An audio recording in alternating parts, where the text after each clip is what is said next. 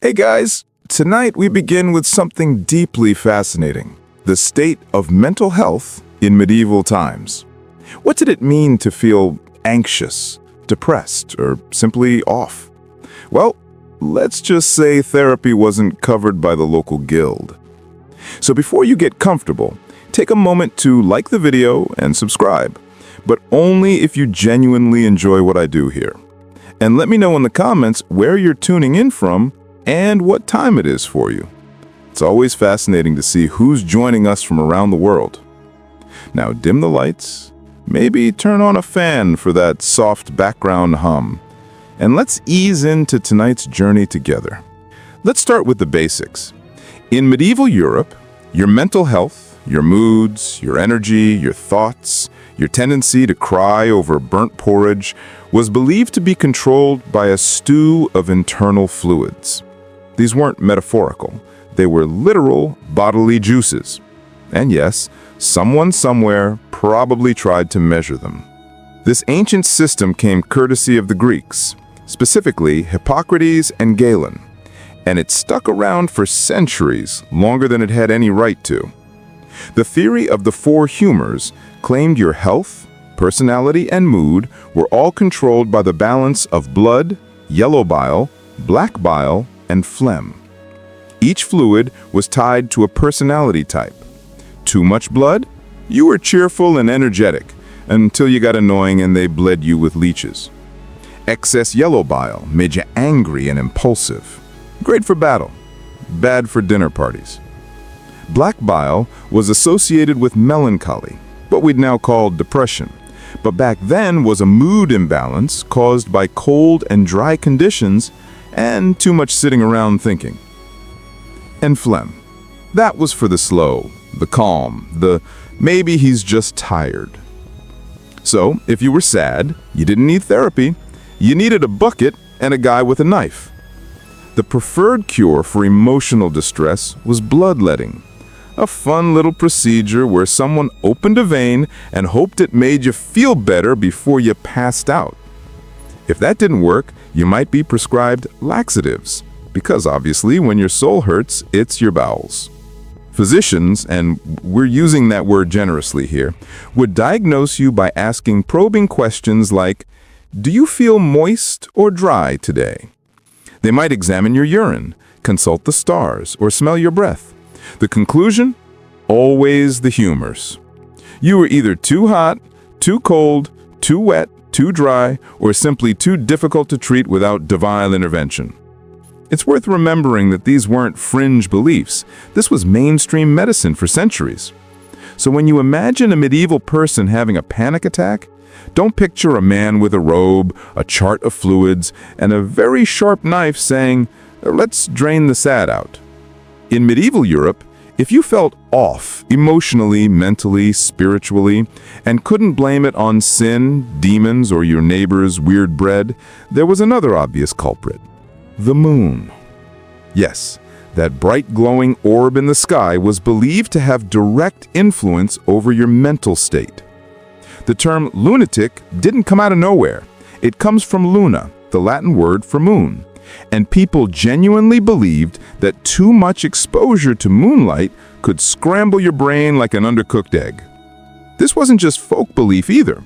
It was widely accepted by doctors, clergy, philosophers, and that guy yelling near the well.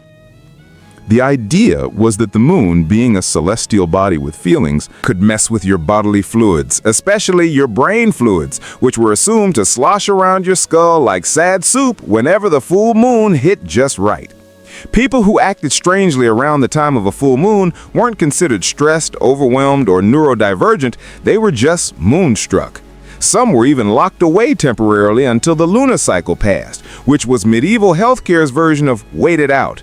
The moon also got the blame for epilepsy, insomnia, hallucinations, and basically anything you couldn't easily treat with soup, leeches, or prayer. If you were up at night pacing or crying, they wouldn't ask about your childhood. They'd ask about the sky. Even animals weren't safe. Farmers swore that sheep acted skittish and dogs howled differently under a full moon.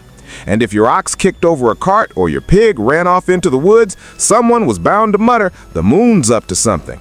Of course, there was no science to back any of this up, but in fairness, there also wasn't science. Most medical texts reference astrology as casually as we reference caffeine, and treatments often included not just herbs and diet changes, but planetary alignments. Because sometimes it wasn't madness, it was just bad moon energy. If your mental health took a turn, say you started weeping into your bread, shouting at trees, or speaking in rhyming couplets, the first person to consult wasn't a doctor, it was the local priest. Why? Because in the Middle Ages, the mind was considered a spiritual battlefield, and any behavior outside the norm was immediately interpreted through a theological lens. Depression? Maybe you'd committed a sin and forgotten. Anxiety? A sure sign the devil was getting cozy in your soul. Hearing voices? Classic demonic Airbnb situation. Priests were essentially the default mental health professionals, except instead of therapy, they offered confession, fasting, and a stern reminder that you were made of dust and should probably act like it. If you showed signs of what we now call a mental illness, the priest would perform a moral diagnosis. Were you skipping church? Coveting thy neighbor's wife? Laughing too much? Yes, that was suspicious. If so, your condition might not require herbs, it might require repentance. For more extreme cases like hallucinations, mutism, or erratic behavior, the church had more robust tools. These included prayer vigils, pilgrimages, and, in special cases, minor exorcisms. Just to make sure your sadness wasn't a demon in disguise. Can't be too careful. Even routine emotions were under suspicion. Excessive joy could be seen as vanity, deep sadness, sloth of the soul, also known as acedia, which was basically spiritual depression, treated with psalms and guilt. If you were melancholy, you weren't in need of support, you were morally slippery and possibly just not trying hard enough. The irony? Many people genuinely found comfort in the church's explanations. In a world without neuroscience, The idea that suffering had cosmic meaning was oddly reassuring. It gave structure to chaos, even if the treatment was a bit chant-heavy. Still, if you had a mental health issue in the Middle Ages, your best hope wasn't compassion. It was a priest with a decent bedside manner and a low threshold for demon accusations. So, you've been hearing voices, having visions, or just talking to your soup too finely. In today's world, you might get therapy, or at least a wellness podcast recommendation. In the Middle Ages, you got an exorcism.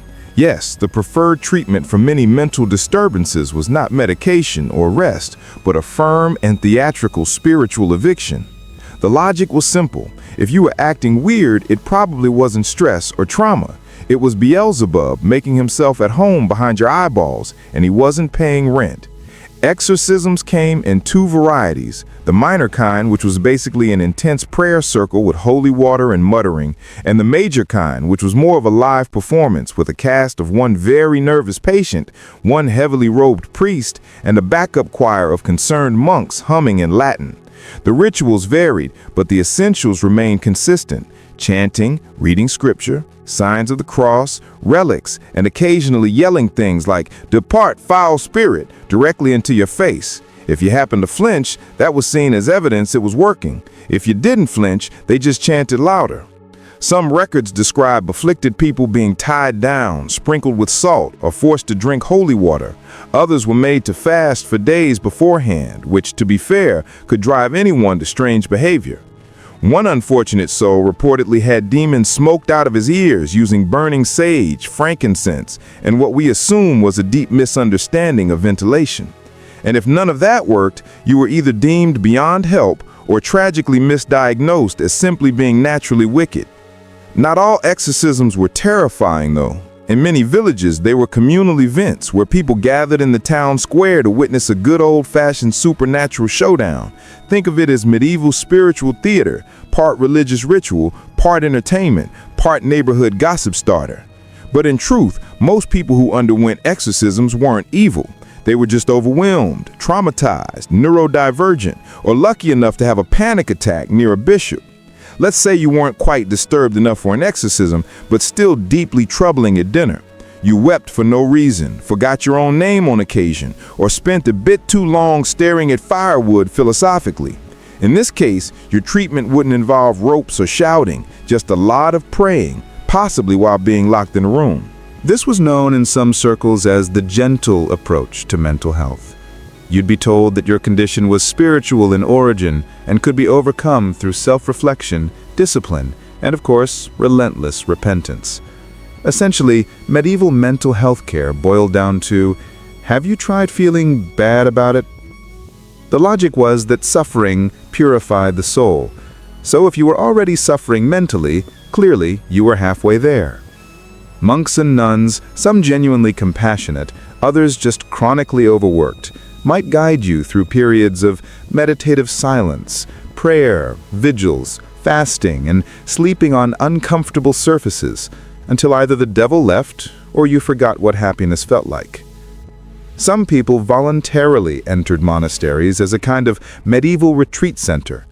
These weren't quite spas, more like spiritual timeout chambers. You got a cell, a Bible, and 8 hours of daily chanting. Occasionally, you'd also get stew. Whether this helped mental illness or simply masked it with religious exhaustion is still debated. And then there were the relics. Feeling unwell? Touch the bone fragment of a saint. Trouble sleeping? Sleep near a vial of martyr's blood. Sad for no reason? That's what the toe of Saint Euphemia is for. The idea was that holiness was contagious, like kindness or fleas. Now, to be fair, this was the closest thing to compassionate care in many places. Unlike exorcisms or beatings, the prayer-based route didn't usually involve injury. Just lots of chanting and being told your thoughts were problematic. Sometimes monks genuinely helped people through community, quietude, and structured routine. Other times, they just told you to fast and hope for divine clarity by sunrise. Let's say your condition went beyond moody sighs and occasional candle staring. Maybe you'd started wandering barefoot through town, mumbling about angels, or loudly debating theology with barn animals. At that point, the medieval response wasn't a support group. It was a stone room with one window and no doorknob on your side. Enter the monastic cell, or as some historians delicately put it, protective isolation. These cells were tucked inside monasteries or churches and were considered a form of mercy. Emphasis on considered. You wouldn't be chained or tortured, hopefully, but you would be firmly encouraged not to leave. Sometimes for years. The space was simple. Bare walls, maybe a straw mat, and if you were lucky, a little window through which food, mostly cold gruel, would arrive twice a day. Human contact was rare because the working theory was that your madness was contagious, emotionally, spiritually, or atmospherically. You weren't entirely forgotten, though. Monks might offer prayers for your soul. Occasionally, a kindly brother might bring herbs or read psalms outside your door in a tone that suggested you weren't the worst thing they'd seen that week. Sometimes the locked room was not part of a monastery, but an actual public institution, the early versions of asylums. These weren't common until much later, but a few existed in medieval Islamic cities, and by the 13th century in places like London and Paris. The goal? Shelter, not treatment, and certainly not recovery. Now, to their credit, the medieval mindset wasn't always cruel. Many believed the mentally unwell were closer to the divine, touched by God, or perhaps walking that fine line between prophecy and peculiar behavior. But practically speaking, locking someone away for their own good was just easier than figuring out what to do with them. Families often begged monasteries to take in afflicted relatives, promising donations in return. The alternative was trying to explain to the neighbors why Uncle Thaddeus was shouting Latin in the cabbage patch again. If you were a woman in medieval Europe and found yourself overwhelmed, irritable, or tearful, perhaps after your 11th child or your 3rd husband with plague breath, congratulations, you were probably diagnosed with hysteria. Now, diagnosed is doing a lot of heavy lifting here. Hysteria wasn't so much a diagnosis as it was a blanket explanation for this woman is behaving in a way that makes men uncomfortable. Crying too much? Hysteria. Not crying enough? Suspicious, possibly a witch. Expressing opinions, ambition, or fatigue? Definitely a uterus problem. The term itself comes from the Greek hystera, meaning womb. The theory, and brace yourself, was that a woman's uterus could become unmoored and wander freely about the body, causing trouble wherever it went. Yes, that's right, a rogue floating womb was blamed for everything from anxiety to chronic sighing. Somewhere in your abdomen, your uterus was just doing laps and ruining your day. Symptoms of hysteria included shortness of breath, nervousness, fainting, emotional outbursts, and, to quote one actual medieval source, too much thought. Truly a devastating condition. Treatments varied. A priest might recommend fasting and prayer, a physician might apply herbs, and in some cases, rather awkward manual stimulation was prescribed to calm the uterus, performed by midwives or in later centuries by early gynecologists with a concerning lack of supervision. Marriage was also considered a cure. If a woman was single, she needed a husband to settle her womb. If she was married, then obviously she just needed to be pregnant again. Either way, her mental health was treated with more chores and less rest. And if she kept acting strangely, seeing visions, resisting housework, or having too many thoughts in Latin, things could escalate. Some women were accused of witchcraft, because nothing screams mental illness like growing herbs and asking questions. But not all was bleak. In some cases, women found support from convents, where the demands of daily life were lighter and emotional distress was seen as part of spiritual struggle. Some nuns even wrote about their anguish in ways that sound suspiciously modern, minus the demon metaphors. Still, if you were a woman in the Middle Ages with feelings, your best mental health strategy was simple. Keep it quiet, keep it short, and never, ever talk to your cat in public. In a time when monks prescribed fasting, priests blamed demons, and physicians swore by bleeding your soul out through your ankle, the real MVPs of medieval mental health were the herbalists, often elderly women with gardens, cats, and suspiciously good intuition. These wise women, sometimes called cunning folk, were the unofficial, unlicensed therapists of their day. They didn't ask how your humors were feeling, they asked when it started, how you were sleeping, and whether your mother-in-law was bothering you again. Their methods were simple: tea, tinctures, and talking. Though the talking part was often disguised as advice about herbs. You'd sit in a smoky cottage surrounded by drying plants, and before long, you'd be sipping something made of valerian root and lavender while ranting about your neighbor's pig. It was like therapy, but it also cured warts. Herbalists treated sadness with calming infusions. Anxiety was soothed with chamomile and balm. If you were really distraught, you might get mugwort, St. John's wort, or, in desperate cases, a stiff dose of poppy extract. They called it a sleep aid. You'd call it accidental time travel.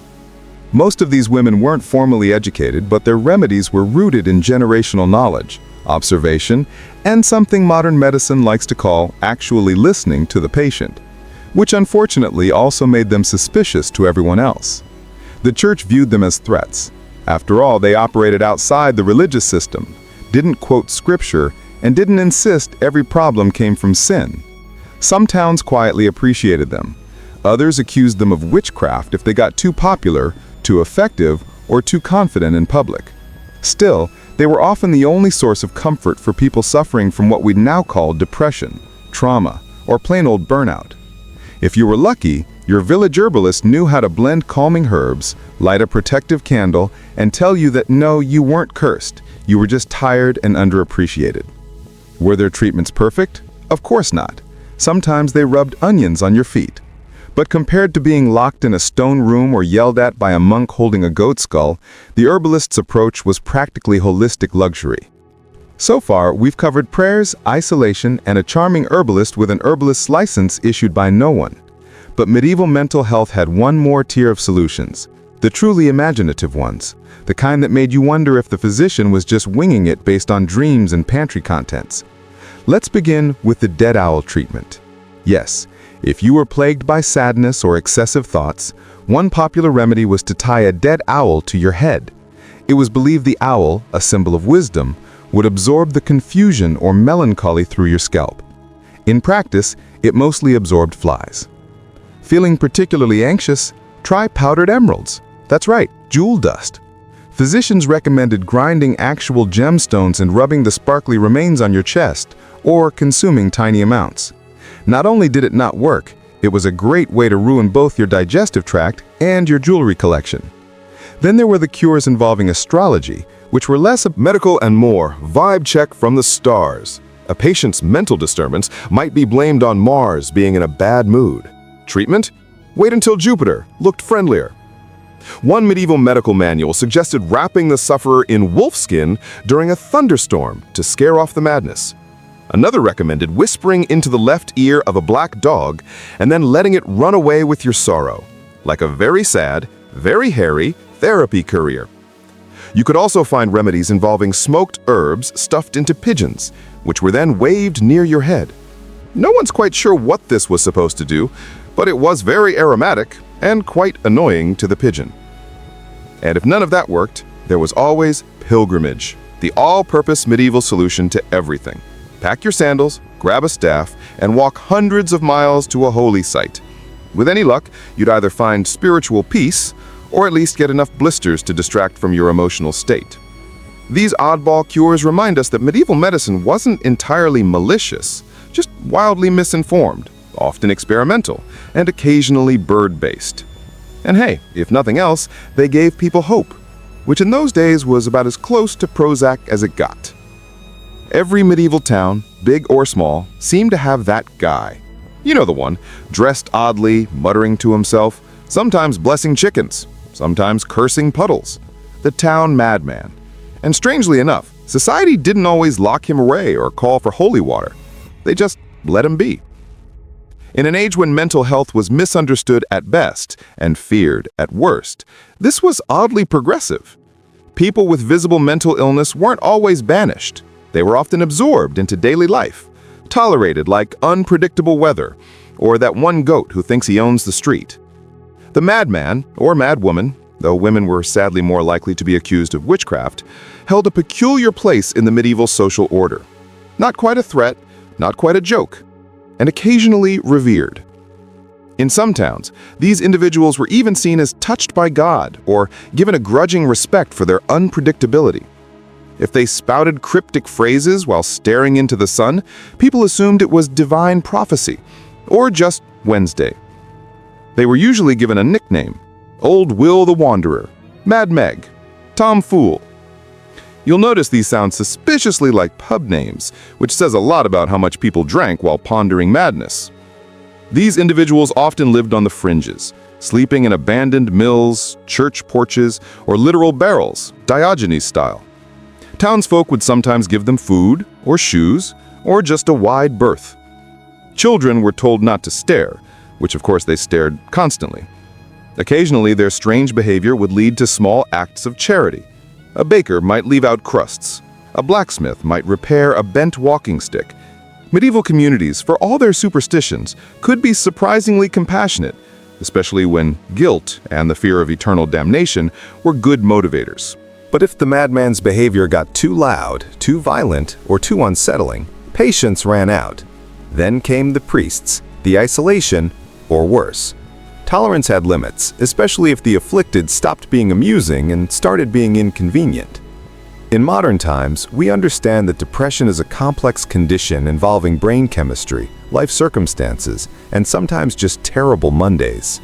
But in the Middle Ages, if you were feeling persistently low, tired, or like life was a slow-motion mudslide, congratulations, you were guilty of acedia. Acedia wasn't seen as a mental health issue. It was classified as a spiritual failure. One of the original deadly sins before sloth eventually stole its thunder and got top billing. Acedia was sadness at divine good, or in more practical terms, spiritual apathy, lack of joy, and the general medieval version of lying in bed staring at the ceiling. Monks were especially prone to this condition, which they poetically called the noonday demon. Picture it, a monk, supposed to be copying psalms, staring at a wall, wondering what the point of it all is. In today's world, that's called burnout. In the 12th century, it was a moral crisis requiring urgent rebuke and possibly more prayer beads. Sufferers of acedia weren't offered comfort. They were told to pray harder, work more, and stop being selfish. Depression wasn't a condition, it was laziness with branding. If your soul didn't feel joy, it was your fault. Maybe you hadn't repented hard enough. Maybe you were secretly proud. Maybe, and this was the nuclear option, you were letting Satan win. And if you dared to express your sorrow out loud, you weren't just pitied, you were viewed as contagious. Sadness could spread. It was like emotional mildew, and monasteries didn't want it soaking into the walls. Lay people weren't immune either. If you couldn't find joy in your toil, it wasn't because you were exhausted or grieving. It was a sign that you needed to go to confession and maybe build a shed out of guilt. Ironically, some writings from monks who battled ascetius sound remarkably modern. Descriptions of numbness, fatigue, restlessness, even suicidal thoughts. But instead of therapy, they prescribed fasting and mentally cataloging your sins in alphabetical order. In a time when most people owned 2 shirts and one of them was infested with fleas, you'd think laughter would be encouraged. A little joy, perhaps, a chuckle to get through the plague-filled, mud-splattered, leech-happy nightmare that was daily life. Think again. In medieval Europe, laughter wasn't always a sign of happiness. It was often considered a moral red flag. Sure, peasants laughed, jesters laughed. Occasionally, even monks cracked a smile if a goose did something particularly scandalous. But the official stance from theologians, chroniclers, and very serious people was that laughter could be dangerous, a gateway emotion to chaos, sin, and possibly dancing. The Church, ever watchful of human weakness, warned against excessive mirth. Thomas Aquinas, whose sense of humor was reportedly filed under "to be developed," believed that laughter should be moderate and serve a higher purpose. Uncontrolled laughter, a sign of spiritual disorder, maybe even demonic influence. After all, who laughs without reason? Answer: people with a functioning sense of humor. Women, of course, were doubly judged. A laughing woman was clearly up to something. Witchcraft, probably, while a solemn, silent woman was appropriately pious, or just very dehydrated.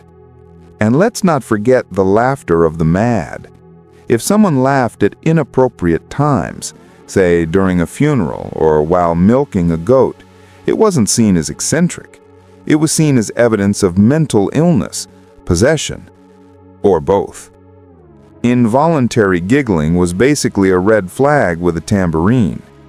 In some religious orders, novices were explicitly forbidden to laugh during meals, prayer, or basically any activity that might spark human connection. Joy was fine in theory, but it had to be the wholly inward kind, not the belly-aching, wine-snorting kind you get after someone slips on a turnip. Still, people did laugh. Humor survived in village festivals, in satirical poetry, and in that one guy in every town who made funny noises with his armpits. But it was always a little risky. Joy was tolerated, but not trusted. In today's world, talking to your cat is quirky. In the Middle Ages, it was potentially heretical, mildly alarming, and depending on the tone of your voice, grounds for questioning your sanity or scheduling a light exorcism. You see, medieval society had very clear ideas about who you could and could not have conversations with. People were fine, priests better. But if you started chatting with animals, invisible angels, or anything that didn't answer back out loud, eyebrows were raised, usually followed by torches. Let's start with animals. Cats were already walking a fine line. On one hand, they controlled pests. On the other, they were sleek, mysterious, and never went to church.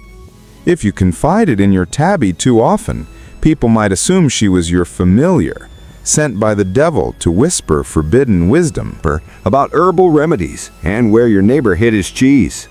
Birds were also suspect. Medieval bestiaries were full of half-true, weird facts.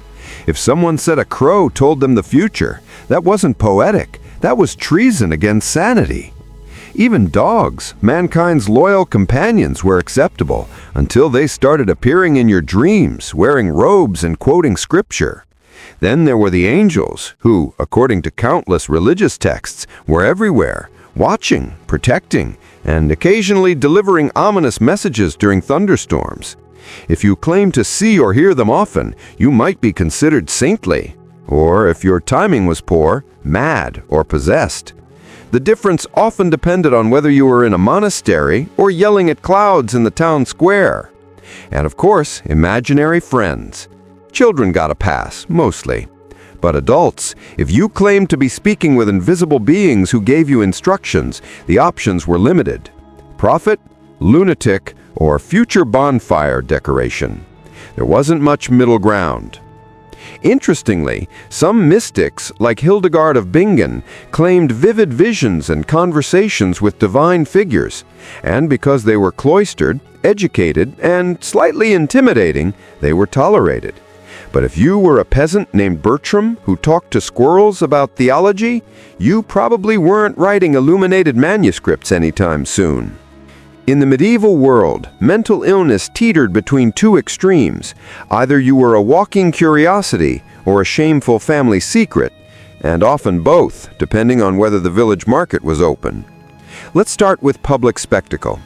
If someone with visible mental illness wandered through town, muttering, dancing in the rain, or arguing passionately with a bucket, they might attract attention, not scorn.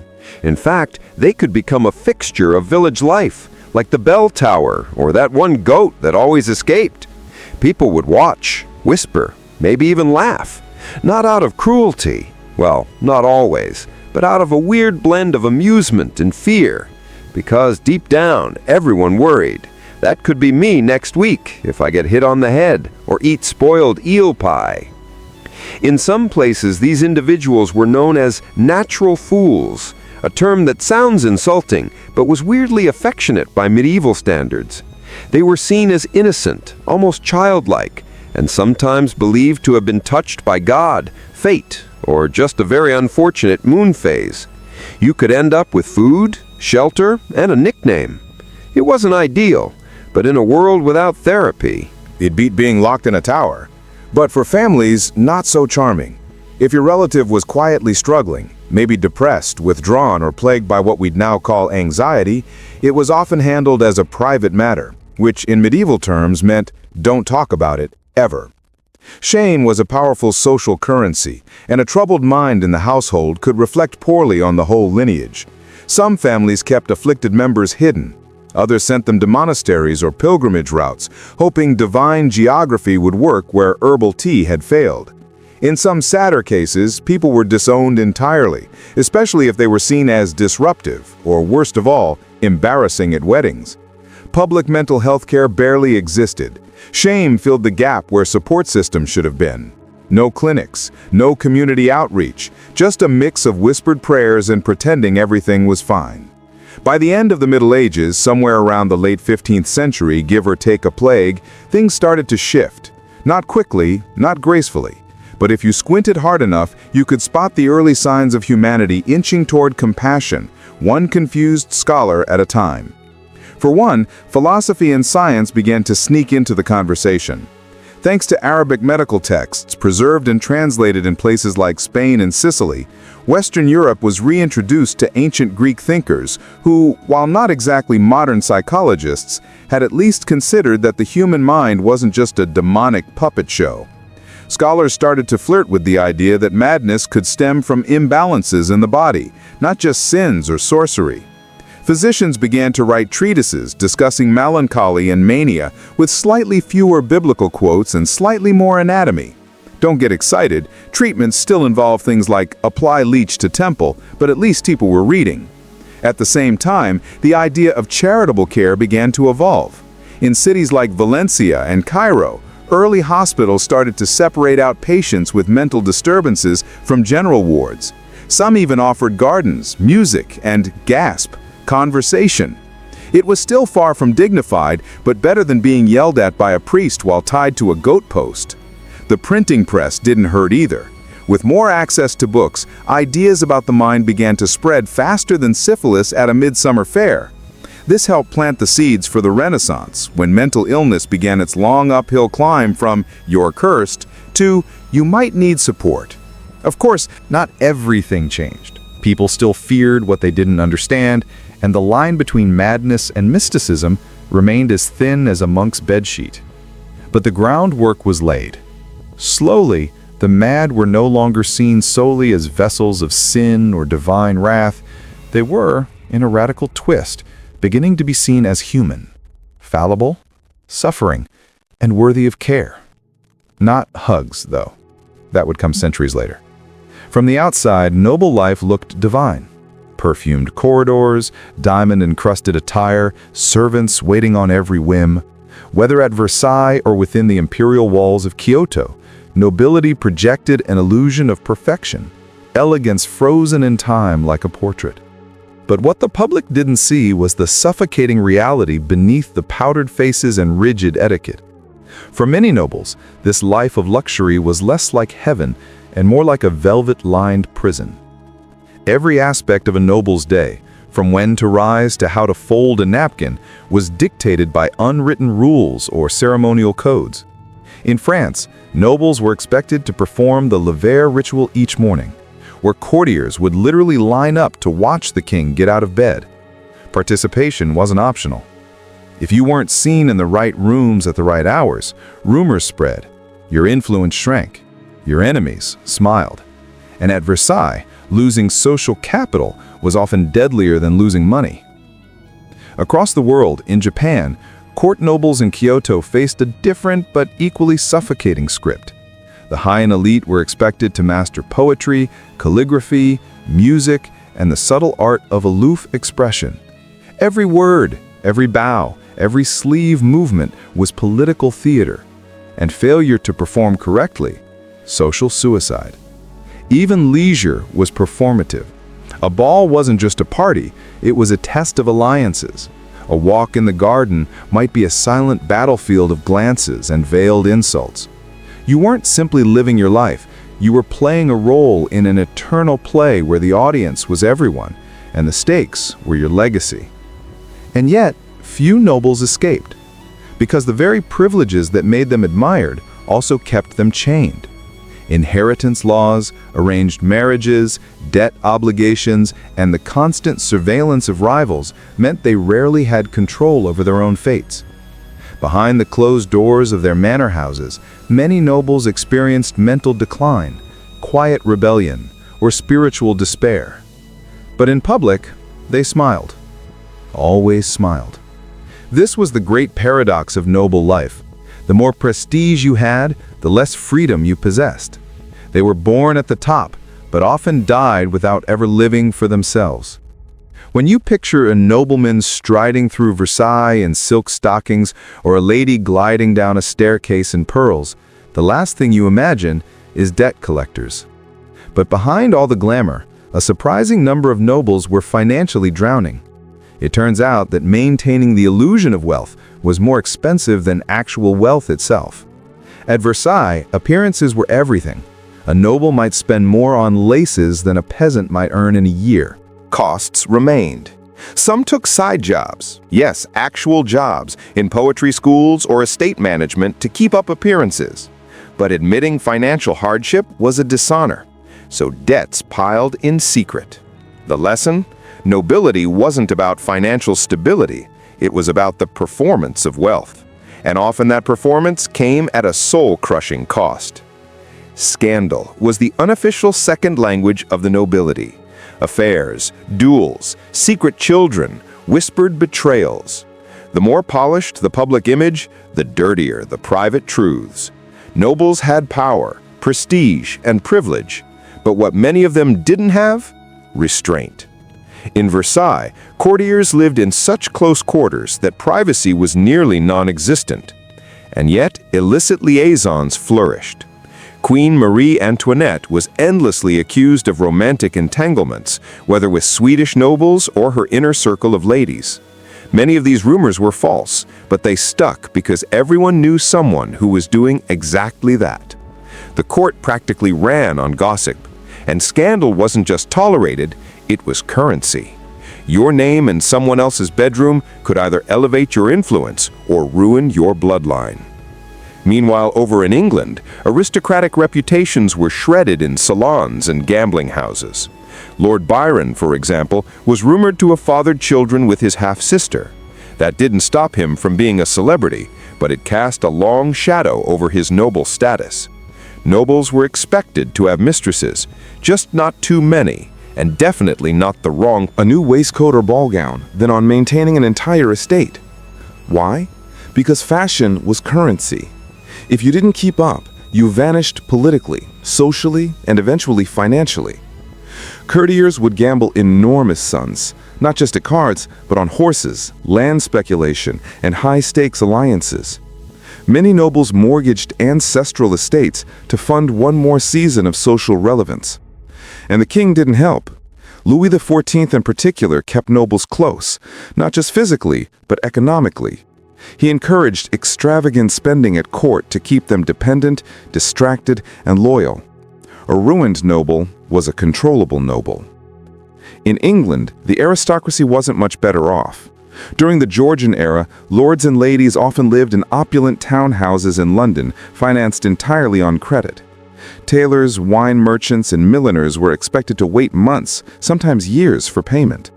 Entire families balanced on the edge of collapse, hoping their daughter would marry a wealthier man or that some distant cousin would die and leave them a title and a working estate. Meanwhile, in Russia, nobles were granted vast lands populated by serfs, and yet many were still cash poor. The wealth was illiquid. Lavish lifestyles in Moscow required constant borrowing. Pawn shops discreetly handled tiaras and sabers. Family jewels were sold under candlelight behind locked doors. Japan's noble class fared no better during periods of peace. As the samurai class shifted from warrior to bureaucrat during the Tokugawa era, many nobles found themselves ceremonial but irrelevant. Stipends shrank once. Affairs with actresses, commoners, or foreign spies that could lead to exile, imprisonment, or, in rare cases, an early grave. In Imperial Russia, the court of Catherine the Great was notorious for its openness. The empress herself had lovers throughout her reign, often hand-picked and elevated to positions of power. But it wasn't just Catherine. Her courtiers were constantly engaged in intrigues, often mixing political maneuvering with bedroom games. Affairs were less about love and more about leverage. Even in the refined Han court of Japan, where restraint and poetry reigned, scandal found its way through haiku and love letters. A noblewoman might receive a midnight visitor whose identity she would never reveal. But her next poem, shared among the elite, might offer just enough metaphor to ignite a wildfire of speculation. The most dangerous scandals, though, were the ones that never made it into letters or court whispers. The ones involving treason, espionage, and betrayal of blood. These were whispered in corridors, documented in coded correspondence, and buried in family archives. Because in noble life, scandal wasn't the exception. It was the wallpaper. Beautiful, intricate, and always hiding cracks underneath. For all their earthly power and luxury, nobles were often tormented by a far less visible force, the crushing weight of spiritual uncertainty. They had everything, yet still wrestled with existential dread. Being born into privilege didn't grant clarity about the afterlife, morality, or divine purpose. In fact, it often made things worse. In Catholic France, guilt clung to the corridors of palaces like smoke. The same nobles who attended Mass daily might also indulge in debauchery every night. Confession was routine, but more for social performance than true penitence. Still, many nobles, especially as they aged, were haunted by their sins. Some turned toward mystics and visionaries, desperate for answers. Even Louis XIV himself, the Sun King, grew more devout in his final years, racked with fear over his worldly indulgences and the wars he'd waged. Across Europe, nobles funded churches and monasteries, not just out of piety, but insurance.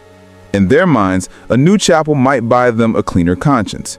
1,000 candles lit in their name could offset a life of intrigue and excess. Some retreated into monastic life altogether in old age, swapping velvet robes for hair shirts. In Orthodox Russia, things were more intense. Nobles were expected to uphold both political and spiritual order.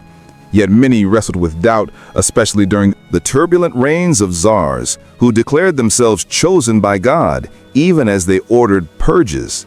Some nobles sought answers in secret prayer circles or turned to fools for Christ, holy wanderers who renounced wealth and comfort to speak uncomfortable truths. These odd mystics sometimes served as the only outlet for aristocrats facing spiritual crisis. Meanwhile, in feudal Japan, the samurai nobility hybrid class often found themselves torn between Confucian ethics, Shinto rituals, and Buddhist detachment. Some nobles turned to Zen, hoping meditation would silence their inner turmoil. Others composed poetry, not just for art's sake, but as spiritual catharsis. Still, the tension between duty, honor, and the impermanence of life gnawed at them. When a noble committed seppuku, it wasn't always about shame. Sometimes it was about spiritual release. Despite their silks and titles, nobles were often profoundly lost. Surrounded by ritual and grandeur, many still stared into the void, wondering if any of it truly mattered. Behind the masks of status, their souls were whispering and sometimes screaming for peace. In the age before smartphones and email, the most dangerous thing a noble could send wasn't an assassin. It was a letter. Ink on parchment could undo a dynasty, expose an affair, or spark a revolution. And nobles, despite their outward elegance, were compulsive correspondents. They wrote everything down. Secrets, longings, schemes, prayers, love, lies. These weren't idle pen pal exchanges. They were calculated tools of diplomacy and survival. At Versailles, every noble had a paper trail. Love letters to mistresses, pleas to creditors, carefully worded flatteries to the king. And not all of it was above board. Couriers carried sealed notes laced with invisible ink or written in cipher. A wrong phrase in the wrong hands could lead to exile or the scaffold. Some nobles even had personal ciphers, alphabets invented solely for clandestine conversations. The Duke of Orleans, for instance, was known to correspond with suspected radicals during the lead-up to the French Revolution, and his letters meticulously coded. But ciphers were never foolproof. In one legendary case, a noble's encrypted diary was decoded long after his death, revealing a hidden life of treason and betrayal. In the Habsburg courts, marriage negotiations often played out through veiled language. A letter might begin with discussion of weather and falconry, but hide deeper intentions between the lines. Parents arranged matches through polite lies. Lovers begged for elopement under the guise of visiting countryside estates. In Japan's Han era, poetry served as code. A single waka, just 31 syllables, could convey forbidden love, rejection, or a secret rendezvous. Noble women were particularly skilled at crafting double entendre meaning verses, often responding in kind within hours. These exchanges were delivered by discreet messengers, sometimes servants, sometimes children, always sworn to silence. During the Renaissance, some noble women ran entire espionage networks through personal letters, with secret messages hidden in seemingly innocent phrases. Their salons, writing to allies in foreign courts. In Russia, letters smuggled out of the Tsar's inner circle helped fuel uprisings. Nobles trapped in gilded cages turned to correspondence as their only form of rebellion. Paper became weapon, shield, and confession booth all in one. Of course, the riskiest letters were the ones that never arrived. Intercepted, burned, buried. Some lay hidden in attics and wall crevices for centuries, their secrets unread, their centers long forgotten. But make no mistake, within those ink-stained lines lived revolutions, heartbreak, and the rawest truths of the noble soul. In noble society, emotion was a luxury no one could afford. Joy, anger, fear, all were carefully measured, rationed, or concealed entirely. A noble survival depended not just on wealth or title, but on mastering the art of emotional camouflage. To rule at court, one had to perform, and never, ever flinch. At Versailles, life was a never-ending theater. Nobles rehearsed their smiles, their bows, their silences. A raised eyebrow could signal support or sabotage. Tears were reserved for funerals, and even then, only if the cameras of courtly judgment were watching. The goal was simple: project elegance, hide the chaos. Those who failed were branded unstable, hysterical, or worse, unfit. This emotional choreography was learned young. Noble children were taught to speak only when spoken to display pride without arrogance, and to suppress grief until it could be written about in private diaries. Meltdowns were not just embarrassing, they were politically dangerous. A single outburst could be remembered for decades and used as ammunition in future rivalries. In Japan's Heian court, nobles were even more refined in their restraint. Public emotion was seen as vulgar. One's true feelings were shared only through metaphor and poetry, gestures, or carefully chosen silences. A noble woman's sleeve might carry more meaning than her words. A fan opened halfway could signal heartbreak. A single cherry blossom plucked too early, despair. To survive, one had to master subtlety as fluently as language. In England, nobles kept a stiff upper lip. A scandal could be quietly swallowed with a brandy, but never spoken of. Behind closed doors, journals wept for them. Volumes of sorrow and suppressed rage bound in leather and sealed away in desk drawers. Mental illness, grief, shame, all of it was hidden behind ballroom smiles and military posture. Some cracked under the pressure. There are records of nobles who snapped mid-dance or collapsed during ceremonies, later confined to asylums or sent away to recuperate in remote estates. But these were whispered tragedies. The show, after all, had to go on, because in the grand masquerade of nobility, emotions were a liability. Masks weren't just for balls. They were daily attire, and behind every bow, every compliment, every elegant laugh, there was often a storm raging, perfectly concealed behind silk and etiquette. To be born noble was to inherit not just land and titles, but expectations so heavy they could crush the spirit. From the first breath, a noble child was less a person and more a vessel for legacy. Every decision they made was haunted by the demands of their ancestors and the judgment of generations yet unborn. In France, sons of dukes and counts were groomed like racehorses. Their futures were mapped out in ledgers and family trees. Marry this heiress, befriend that prince, don't embarrass the bloodline. Their lives were a continuation of a strategy that had started long before they were born, and often one they had no power to alter. Even the women were pawns on the family chessboard. A duchess's value is often measured by the strength of her dowry and the purity of her lineage. England's aristocracy had similar burdens. Firstborn sons inherited the estate, the debt, the staff, and the responsibility of ensuring the family didn't fall into disgrace, or worse, trade. Those who failed were remembered not for their humanity, but for being the one who lost the manor. Meanwhile, younger sons without land or title were quietly funneled into the church or military with little choice in the matter. In Russia, noble families carried their status like a ticking bomb. One misstep, one disagreement with the wrong court faction, and everything could be seized. Land, serfs, even the family name could be revoked. Generations of effort wiped away with a signature. Japan's aristocracy was even more rigid. In Heian times, noble families competed for proximity to the emperor. Positions and influence were passed down not through merit, but through lineage. A single disgrace, a failed marriage, an unruly son could undo centuries of prestige. The pressure to conform was immense, and individuality was often sacrificed on the altar of ancestral duty. And what of those who didn't want the title? Who didn't want to marry the stranger, rule the estate, or bear the name? Rebellion wasn't just difficult, it was unthinkable. Some tried, most were crushed by the machinery of tradition. The burden of inheritance wasn't just a financial or political matter, it was psychological, a crown of thorns worn under a golden halo.